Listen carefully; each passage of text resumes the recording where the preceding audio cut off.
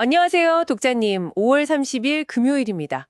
서울경제신문 기사로 경제 현안들 좀 깊이 살펴보는 시간이죠. 오늘 정말 흥미로운 소식이 많습니다. 바로 시작하죠. 미국 관세 판결부터 한국은행 결정, 또 국민연금 운용 방향, 그리고 AI 강국 전략까지. 네, 굵직합니다. 네, 안녕하세요. 오늘 다룰 기사들이 뭐랄까, 그냥 개별 이슈가 아니라 서로 다 연결돼 있거든요. 그래서 한국 경제 전반의 흐름을 읽는데 아주 중요한 내용들입니다. 특히 거시경제 환경 변화랑 미래 전략, 이 부분을 좀 주목해야 할 것 같아요. 네, 좋습니다. 그럼 첫 소식 미국으로 가볼까요? 트럼프 행정부 때 부과했던 관세 있잖아요. 이게 무효라는 판결이 나왔다고요? 이거 파장이 상당할 것 같은데요, 기자님? 네, 맞습니다. 미국 연방국제통상법원이 현지 시간으로 5월 28일에 판결을 내렸는데요. 그 트럼프 전 대통령이 전 세계 수입품에 10% 기본 관세, 또 국가별로 상호 관세 매길 때 근거로 삼았던 국제 비상경제권한법 IEPA라고 하죠. 이 법 발동 자체가 좀 부당했다 이렇게 본 겁니다. 아, 법 발동 요건이 안 된다. 그렇죠. 이 법이 원래는 대통령한테 경제 비상사태 때 강력한 권한을 주는 건데 법원이 보기엔 그 정도 상황은 아니었다 뭐 이런 거죠. 그래서 원고 측 손을 들어줬습니다. 그렇군요. 그럼 당장 관세 부담이 확 줄어드는 건가요? 우리 기업들 입장에서는 이거 뭐 희소식 아닌가요? 일단은요, 한국에 부과된 상호관세는 7월 8일까지 유예 상태였거든요. 그래서 뭐 시간을 좀 벌었다 이렇게 볼 수는 있죠. 그런데요, 트럼프 행정부가 바로 항소하겠다고 밝혔어요. 아, 바로요? 네. 그래서 이게 불확실성이 완전히 사라진 건 아닙니다. 예. 앞으로 항소심 결과를 계속 좀 지켜봐야 하고요. 또 뭐 예상 못한 변수가 나올 수도 있으니까요. 아직 안심하긴 좀 이릅니다. 아, 이런 대외 변수가 역시 국내 경제에도 바로 영향을 주네요. 바로 어제였죠. 한국은행이 올해 경제 성장률 전망치를 와, 이거 정말 많이 낮췄던데요. 네, 맞아요. 상당히 큰 폭으로 내렸습니다.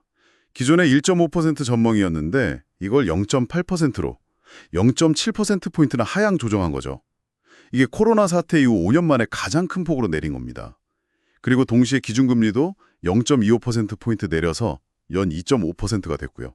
0.8% 성장이라. 와, 진짜 낮은 수치네요. 아니, 근데 기자님, 왜 이렇게까지 전망을 낮춘 건가요? 그 결정적인 이유가 뭘까요? 복합적입니다. 우선 건설 투자가 생각보다 더 안 좋고요. 민간 소비 회복세도 좀 더뎌요. 그리고 아까 말씀드린 그 미국 관세 문제 같은 대외 불확실성, 이것도 수출에 계속 부담을 주고 있거든요. 여러모로 경기 하방 압력이 커졌다, 이렇게 판단한 거죠. 그렇군요. 다만 뭐 미국이랑 금리 격차가 더 벌어지는 문제도 있고 또 부동산 시장 자극할까 봐 우려도 있어서요. 추가적인 금리 인하는 아마 굉장히 신중하게 접근할 것 같습니다. 네. 국내 경기에 대한 걱정이 커지는 와중에 이번엔 좀 장기적인 이야기네요. 우리 노후자금, 국민연금, 운용 전략에 변화가 있다고요? 해외 투자를 늘린다면서요? 아, 네, 그렇습니다. 내년도 자산 배분 계획을 보면 이게 눈에 띄는 변화인데요. 국내 채권 비중은 좀 줄입니다. 27.9%에서 23.7%로요. 그 대신에 해외 주식 비중을 35.9%에서 38.9%로 3%포인트 늘리기로 했어요. 3%포인트요? 네, 전체 운용 기금이 지금 1227조 원 정도 되니까요. 이걸 돈으로 환산하면 대략 한 51조 8천억 원. 이 정도 자금이 국내 채권에서 해외 주식 같은 쪽으로 옮겨가는 셈입니다. 와, 50조 원이 넘는 돈이 움직이는 거네요. 진짜 큰데요? 왜 이렇게 큰 변화를 주는 걸까요? 아무래도 가장 큰 이유는 역시 수익률이죠. 수익률 최고.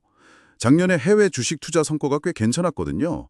그리고 또 최근에 연금 개혁 논의가 계속 있었잖아요.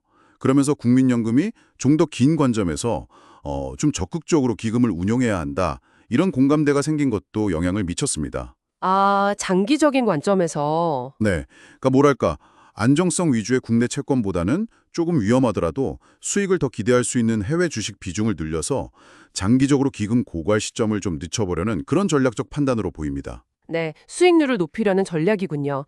자, 마지막 소식입니다. 미래 먹거리, AI 이야기네요. 자율주행 분야의 세계적인 권위자시죠. 서베스천 스런 교수. 이분이 한국 AI 전략에 대해 조언을 했다면서요. 네, 어제 국내 행사에서 아주 흥미로운 제언을 했습니다. 한국이 진짜 AI 강국이 되려면 과거에 미국이 원자폭탄 만들 때 추진했던 거 있잖아요. 그 맨해튼 프로젝트. 그런 것처럼 국가적인 역량을 다 모으는 초대형 프로젝트가 필요하다. 이런 주장을 했어요. 맨해튼 프로젝트요? 와, 비유가 강력하네요. 그렇죠. 한국이 잘하는 제조업이나 반도체 역량, 이런 강점을 기반으로 해서 정부가 아주 강력하게 리더십을 발휘해야 한다는 겁니다. 그래서 학계랑 기업이 아주 긴밀하게 협력하는 모델을 만들어야 한다고요. 혹시 뭐 구체적인 성공 사례 같은 것도 언급했나요, 기자님? 네, 2005년에 미국 국방고등연구계획국 다파라고 하죠. 여기서 주최했던 자율주행차 경진대회를 예로 들었습니다. 이 다파가 원래 혁신기술 개발에 돈 대주는 걸로 유명하잖아요. 네네. 그때만 해도 자율주행 기술이 정말 초기 단계였는데 이 대회를 통해서 기술이 엄청나게 발전하고 또 상용화 기반이 마련됐다는 거예요.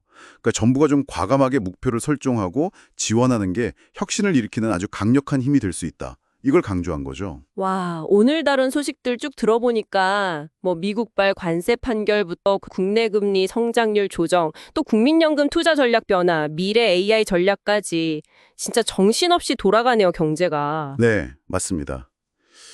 보면 미국의 통상정책 변화 같은 외부 충격이 당장 우리 경제 지표랑 통화 정책에 영향을 딱 주잖아요.